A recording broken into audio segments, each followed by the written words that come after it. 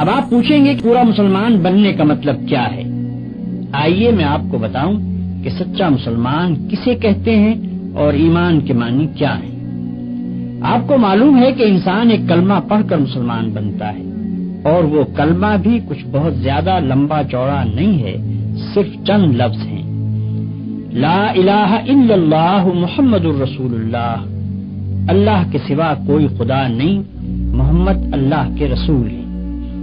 ان الفاظ کو زبان سے ادا کرتے ہی آدمی کچھ سے کچھ ہو جاتا ہے۔ پہلے کافر تھا، اب مسلمان ہو گیا۔ پہلے ناپاک تھا، اب پاک ہو گیا۔ پہلے خدا کے غضب کا مستحق تھا، اب اس کا پیارا ہو گیا۔ پہلے دوزخ میں جانے والا تھا، اب جنت کا دروازہ اس کے لیے کھل گیا۔ اور بات صرف اتنے ہی پر نہیں رہتی، یہ کلمہ ایسی چیز ہے جو غیروں کو ایک دوسرے سے ملا دیتی ہے اور اپنوں کو ایک دوسرے سے کاٹ دیتی ہے۔ باپ اگر کلمہ پڑھنے والا ہے اور بیٹا اس سے انکار کرتا ہے تو گویا باپ باپ نہ رہا اور بیٹا بیٹا نہ رہا۔ باپ کی جائیداد سے اس بیٹے کو ورثہ نہ ملے گا۔ گویا اس کلمے کا زور اتنا ہے کہ خون اور رحم کے رشتے بھی اس کے مقابلے میں کچھ نہیں ہیں۔ اب ذرا اس بات پر غور کرو کہ یہ اتنا بڑا فرق جو آدمی اور آدمی میں ہو جاتا ہے، یہ آخر کیوں ہوتا ہے؟ کلمے میں ہے کیا؟ صرف چند حرف ہی تو ہیں، لام، الف، ہے، میم، واو، سین اور ایسے ہی دو چار حروف اور۔ ان حرفوں کو ملا کر اگر منہ سے نکال دیا تو کیا کوئی جادو ہو جاتا ہے کہ آدمی کی کایا پلٹ جائے؟ آدمی اور آدمی میں کیا بس اتنی سی بات سے زمین و آسمان کا فرق ہو سکتا ہے؟ میرے بھائیو، تم ذرا سمجھ سے کام لوگے تو تمہاری عقل خود کہہ دے گی کہ فقط منہ کھولنے اور زبان ہلا کر چند حرف بول دینے کی اتنی بڑی تاثیر نہیں ہو سکتی۔ بت پرست مشرک تو ضرور یہ کہہ سکتے ہیں کہ بس ایک منتر پڑھ دینے سے پہاڑ ہل جائے گا، زمین شق ہو جائے گی اور چشمے ابلنے لگیں گے، چاہے منتر کے معنی کی کسی کو خبر نہ ہو۔ مگر اسلام میں یہ بات نہیں ہے۔ یہاں اصل چیز معنی ہے۔ الفاظ کی تاثیر معنوں سے ہے۔ معنی اگر نہ ہو اور وہ دل میں نہ اتریں اور ان کے زور سے تمہارے خیالات، تمہارے اخلاق اور تمہارے اعمال نہ بدلیں تو نرے الفاظ بول دینے سے کچھ بھی اثر نہ ہوگا۔ اس بات کو میں ایک موٹی سی مثال سے تمہیں سمجھاؤں۔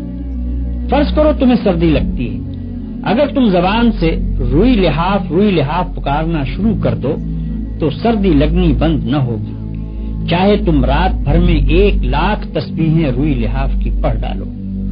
ہاں، اگر لحاف میں روئی بھروا کر اوڑھ لوگے تو سردی لگنی بند ہو جائے گی۔ فرض کرو کہ تمہیں پیاس لگ رہی ہے، اگر تم صبح سے شام تک پانی پانی پکارتے رہو تو پیاس نہ بجھے گی۔ ہاں، پانی کا ایک گھونٹ لے کر پی لوگے تو کلیجے کی ساری آگ فوراً ٹھنڈی ہو جائے گی۔ بس یہی حال کلمہ طیبہ کا بھی ہے۔ فقط 6-7 لفظ بول دینے سے اتنا بڑا فرق نہیں ہوتا کہ آدمی کافر سے مسلمان ہو جائے، ناپاک سے پاک ہو جائے، مردود سے محبوب بن جائے، دوزخی سے جنتی بن جائے۔ یہ فرق صرف اس طرح ہوگا کہ پہلے ان الفاظ کا مطلب سمجھو اور وہ مطلب تمہارے دل میں اتر جائے۔ پھر تمہیں اچھی طرح یہ احساس ہو کہ تم اپنے خدا کے سامنے اور ساری دنیا کے سامنے کتنی بڑی بات کا اقرار کر رہے ہو، اور اس اقرار سے تمہارے اوپر کتنی بڑی ذمہ داری آ گئی ہے۔ پھر یہ سمجھتے ہوئے جب تم نے اقرار کر لیا تو اس کے بعد تمہارے خیالات پر اور تمہاری ساری زندگی پر اس کلمے کا قبضہ ہو جانا چاہیے۔ پھر تم کو اپنے دل و دماغ میں کسی ایسی بات کو جگہ نہ دینی چاہیے جو اس کلمے کے خلاف ہو۔ پھر تم کو ہمیشہ کے لیے بالکل فیصلہ کر لینا چاہیے کہ جو بات اس کلمے کے خلاف ہے وہ جھوٹی ہے اور یہ کلمہ سچا ہے۔ اس کلمے کا اقرار کرنے کے بعد تم کافروں کی طرح آزاد نہیں رہے کہ جو چاہو کرو، بلکہ اب تم پابند ہو اس بات کے کہ یہ کلمہ جو کہے اس کو کرنا پڑے گا اور جس سے وہ منع کرے اس کو چھوڑنا پڑے گا۔ اس طرح کلمہ پڑھنے سے آدمی مسلمان ہوتا ہے، اور اس طرح کلمہ پڑھنے کی وجہ سے آدمی اور آدمی میں اتنا بڑا فرق ہوتا ہے جس کا ذکر میں نے ابھی تم سے کیا۔ آؤ اب میں تمہیں بتاؤں کہ کلمے کا مطلب کیا ہے۔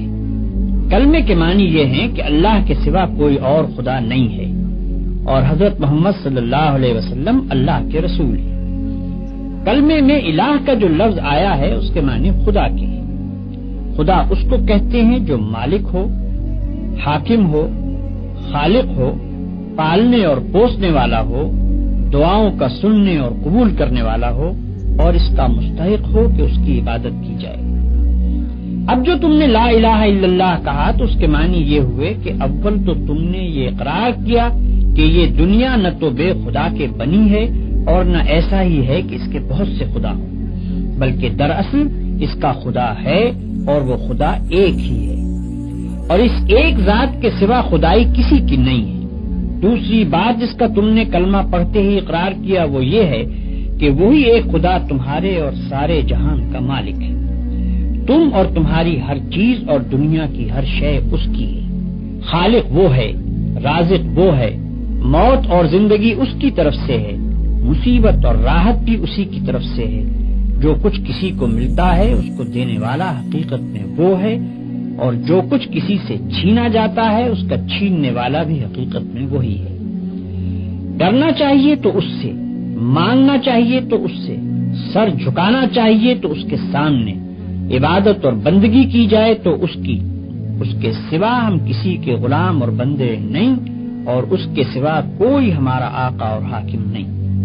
ہمارا اصلی فرض یہ ہے کہ اسی کا حکم مانے اور اسی کے قانون کی پیروی کریں۔ یہ عہد و پیمان ہے جو لا الہ الا اللہ پڑھتے ہی تم اپنے خدا سے کرتے ہو اور ساری دنیا کو گواہ بنا کر کرتے ہو۔ اس کی خلاف ورزی کرو گے تو تمہاری زبان، تمہارے ہاتھ پاؤں، تمہارا رونگٹا رونگٹا اور زمین اور آسمان کا ایک ایک ذرہ جس کے سامنے تم نے جھوٹا اقرار کیا تمہارے خلاف خدا کی عدالت میں گواہی دے گا، اور تم ایسی بے بسی کے عالم میں وہاں کھڑے ہوگے کہ ایک بھی گواہ تم کو صفائی پیش کرنے کے لیے نہ ملے گا۔ دنیا کی پولیس سے تم اپنا جرم چھپا سکتے ہو، خدا کی پولیس سے نہیں چھپا سکتے۔ دنیا کی پولیس رشوت کھا سکتی ہے، خدا کی پولیس رشوت کھانے والی نہیں۔ دنیا کے گواہ جھوٹ بول سکتے ہیں، خدا کے گواہ بالکل سچے ہیں۔ دنیا کے حاکم بے انصافی کر سکتے ہیں، خدا ایسا حاکم نہیں جو بے انصافی کرے۔ پھر خدا جس جیل میں ڈالے گا اس سے بچ کر بھاگنے کی بھی کوئی صورت نہیں ہے۔ خدا کے ساتھ جھوٹا اقرار نامہ کرنا بہت بڑی بے وقوفی بلکہ سب سے بڑی بے وقوفی ہے۔ جب اقرار کرتے ہو تو خوب سوچ سمجھ کر کرو اور اس کو پورا کرو، ورنہ تم پر کوئی زبردستی نہیں ہے کہ خواہ مخواہ زبانی ہی اقرار کر لو، کیونکہ خالی خولی زبانی اقرار محض بیکار ہے۔ لا الہ الا اللہ کہنے کے بعد تم محمد رسول اللہ کہتے ہو، اس کے معنی یہ ہے کہ تم نے یہ تسلیم کر لیا کہ محمد صلی اللہ علیہ وسلم ہی وہ پیغمبر ہیں جن کے ذریعے سے خدا نے اپنا قانون تمہارے پاس بھیجا ہے۔ خدا کو اپنا آقا اور شہنشاہ مان لینے کے بعد یہ معلوم ہونا ضروری تھا کہ اس شہنشاہ کے احکام کیا ہیں۔ ہم کون سے کام کریں جن سے وہ خوش ہوتا ہے اور کون سے کام نہ کریں جن سے وہ ناراض ہوتا ہے، کس قانون پر چلنے سے وہ ہم کو بخشے گا اور اس کی خلاف ورزی کرنے پر وہ ہم کو سزا دے گا۔ یہ سب باتیں بتانے کے لیے خدا نے محمد صلی اللہ علیہ وسلم کو اپنا پیغامبر مقرر کیا۔ آپ صلی اللہ علیہ وسلم کے ذریعے سے اپنی کتاب ہمارے پاس بھیجی اور آپ نے خدا کے حکم کے مطابق زندگی بسر کر کے ہم